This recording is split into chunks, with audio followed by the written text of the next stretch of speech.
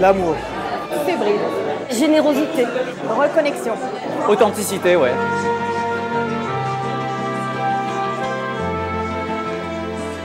Bonsoir tout le monde. Je suis vraiment très émue d'être là. C'est vraiment quelque chose d'incroyable pour moi. Il y a un avant et un après, le 12 octobre. Merci d'être là. J'ai toujours voulu être une révélatrice des êtres. Une interview réussie, c'est ça en fait. C'est la recherche de l'authenticité, c'est la recherche à un moment donné de ce qu'est véritablement la personne à l'intérieur d'elle. J'essaye de faire vibrer, j'essaye de ressentir chez les personnes qui sont interviewées justement cette substance-là. J'ai envie de transmettre la victoire sur soi. Et ce soir, en fait, j'ai envie, avec vous, vous donner aussi des outils pour aller vers cette victoire. Et la victoire, être victorieuse pour moi, et être victorieux, c'est d'essayer d'aller trouver son chemin, son propre chemin, mais dans la joie. Je suis allée chercher 2 chercheurs de trésors. Le premier, c'est Frédéric Lenoir. Frédéric Lenoir, je l'ai interviewé de nombreuses fois lors de ma première vie à la télévision. Mon deuxième chercheur de trésors, c'est Martin Latulippe. Et Martin, quand je l'ai rencontré, j'ai été touchée par son humilité. Quand vous avez des émotions, et j'aimerais que vous ayez le courage de montrer vos émotions vous aussi, vous avez une petite loupiote et vous pouvez la faire clignoter. Merci d'accueillir Frédéric Lenoir, s'il vous plaît, et Martin Latulippe. Je vous ai présenté comme des gens victorieux. Est-ce que vous avez conscience, tous les deux, de porter cette victoire sur vous-même ou pas, Frédéric? J'ai beaucoup de gratitude envers la vie pour le chemin parcouru parce que je viens de loin. Je suis un grand résilient. Un peu comme Frédéric, j'ai conscience du chemin parcouru, mais pour moi, tout ça, c'est complètement surréel. Moi, je viens d'un petit village de 300 habitants, 3000 vaches, vraiment un truc de fou. Vous avez envie de dire quoi, tous les deux, aux gens qui sont dans la salle et qui sont sur ce chemin de la victoire sur eux? J'ai envie de dire, on cherche tous à être soi. Et donc, ce qui compte, c'est d'arriver à enlever tous les obstacles qui freinent cette réalisation personnelle. Ce qu'on est amené à découvrir avec la vie, c'est que plus on chemine, plus on découvre qu'on est encore plus profond et plus intéressant et passionnant que ce qu'on pouvait imaginer. Quels sont les outils, les réflexes que tu as pu mettre en place pour affronter ça? Pour moi, la victoire de soi, ça serait vraiment à tous les jours d'apprendre à créer mes propres lignes d'arrivée. Je suis toujours très inspiré par les gens qui sont intéressés à peaufiner un peu la meilleure version de qui ils sont, en toute humilité, en toute vulnérabilité. Ils ont pris de leurs sous, ils ont investi de leur temps, de leur énergie pour venir ici. Et ça me touche énormément. Je vibre énormément à des gens qui, dans un monde extrêmement cynique, qui carbure à la peur, au sensationnalisme, des gens qui lèvent la main, qui disent « Hey, comment est-ce que je peux être davantage moi-même? » Si tu devais définir, en tout cas mettre une émotion sur cette expression, tu dirais quoi? La joie. Chaque fois qu'on grandit, chaque fois qu'on progresse, chaque fois qu'on remporte une victoire, mais même y compris un examen, un sportif qui gagne quelque chose et tout, on est dans la joie. C'est-à-dire que la joie, c'est vraiment l'expression d'un accomplissement. Quand on est plus soi, on est dans la joie. Pour moi, toute cette notion-là démarre souvent avec la vulnérabilité et l'humilité, dans le sens que j'ai une tâche à laquelle j'aspire, un gain auquel j'aspire, une victoire à laquelle j'aspire, et par la suite vient la contrepartie du doute, de l'incertitude, de est-ce que je peux vraiment faire ça, comment je peux m'entourer pour y parvenir. Pour moi, cette émotion-là, c'est toute la notion de vulnérabilité. Et dans le terme plus d'une définition, pour moi, la victoire de soi, ça serait vraiment à tous les jours d'apprendre à créer mes propres lignes d'arrivée. Que l'opinion des autres autour de moi n'avait pas à devenir ma réalité. Et je me suis reconstruit justement parce que j'avais un plan, parce que j'ai pris un recul, j'ai accueilli, j'ai été vulnérable, j'ai avoué mes échecs, j'ai avoué que j'avais fait des erreurs plutôt que de les masquer. Montrer ses failles, montrer sa vulnérabilité, ça peut devenir une force. Ça a certainement été la plus grande claque sur la gueule. Il faut vraiment comprendre que lorsque tu as un statut dans ta région et que tu le perds du jour au lendemain et que ton entourage se met à te juger, surtout ceux qui étaient très contents, parce que, soyons honnêtes, il faut être lucide, il y a des gens qui sont contents lorsqu'on échoue. Alors, ce que tu appelles la défaite, j'imagine, c'est pas un mot que j'aime. Il n'était pas comme ça à la télé, je vous assure. Pourquoi tu as changé? J'ai changé parce qu'on n'est pas à la télé. Et qu'on peut aller plus loin. Tu utilises le terme que tu souhaites. Oh, c'est formidable. Je trouve une souplesse. En fait, si je regarde ma vie, l'échec pour moi a été un maître de vie.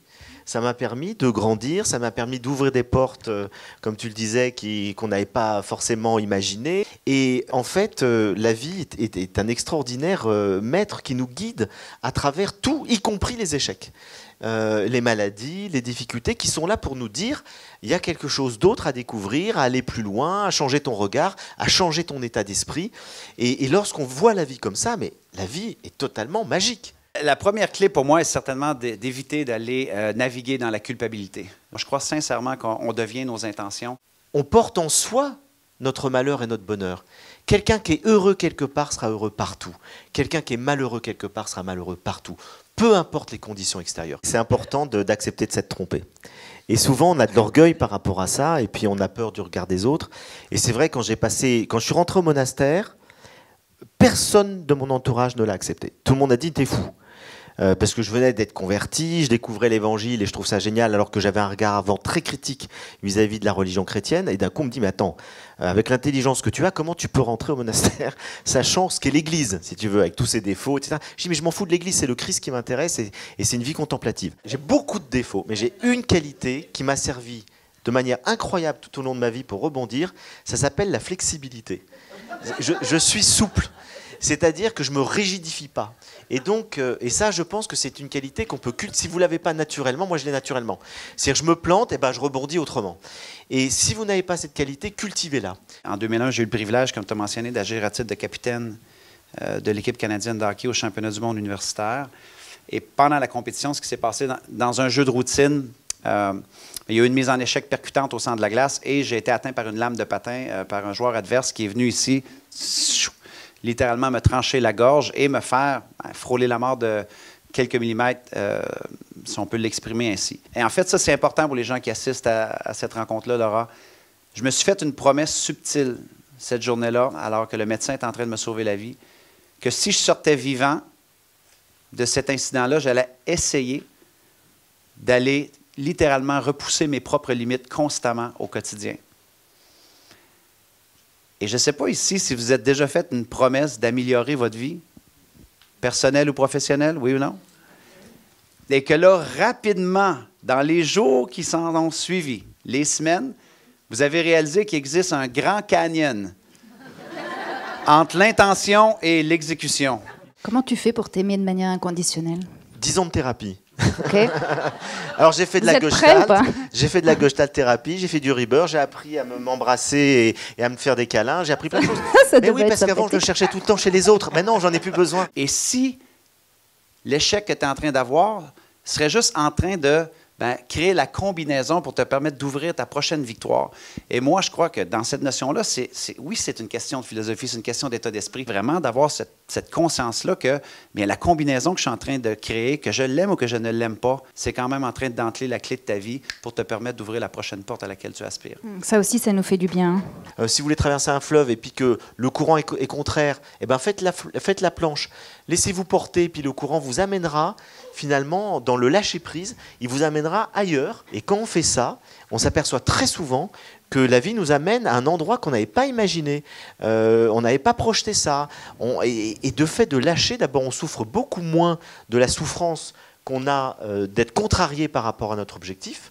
Et ensuite, on va découvrir qu'on est conduit vers quelque chose qui nous fait grandir, qui nous apporte, qui nous révèle quelque chose à nous-mêmes qu'on n'avait pas imaginé. Se poser la question, si on peut se la poser à tous les jours, si tout terminait aujourd'hui, est-ce que tu es content de ton impact? Est-ce que tu es content de ta contribution? Est-ce que tu es content de la façon dont tu vibres au quotidien? Sinon, c'est ta responsabilité de jouer plus gros. C'est pas Frédéric qui va te faire jouer plus gros, c'est pas moi qui va te faire jouer plus gros. C'est quelque chose qu'on peut prendre à tous les jours comme décision. Merci. Les gens ne réalisent pas aujourd'hui qu'on a l'opportunité fantastique de bâtir le testament de notre vivant. En fait, lorsque tu vas mourir, plutôt que de juste laisser ton patrimoine, est-ce que tu vas laisser ta philosophie? Est-ce que tu as enregistré tes pensées? Est-ce qu'on vit dans une économie qu'on peut faire ça? Documenter qui on est, ce que l'on pense. Et moi, ça me fait complètement triper. Et je me dis, waouh, lorsque je vais mourir, je laisse un patrimoine à mes enfants. J'ai trouvé très très sympa le fait d'avoir cet échange à trois. Et je pense que la qualité aussi de la salle, on est dans un petit lieu chaleureux, qui est un beau cinéma comme on les aime. Ça a favorisé aussi effectivement le fait qu'on puisse passer tous ensemble un très bon moment. Si les gens peuvent repartir avec un petit peu plus de vulnérabilité, d'humilité et d'oser, eh bien, devenir la meilleure version de qui ils veulent être, parce que ça prend une bonne dose de vulnérabilité et une bonne dose d'humilité. Donc, au-delà des clés, s'ils peuvent repartir avec un peu plus d'audace et de courage, d'affronter un peu quelques actions imparfaites et de tenter leur coup et d'oser, c'est fou qu'est-ce qui peut arriver quand on est dans cette énergie-là.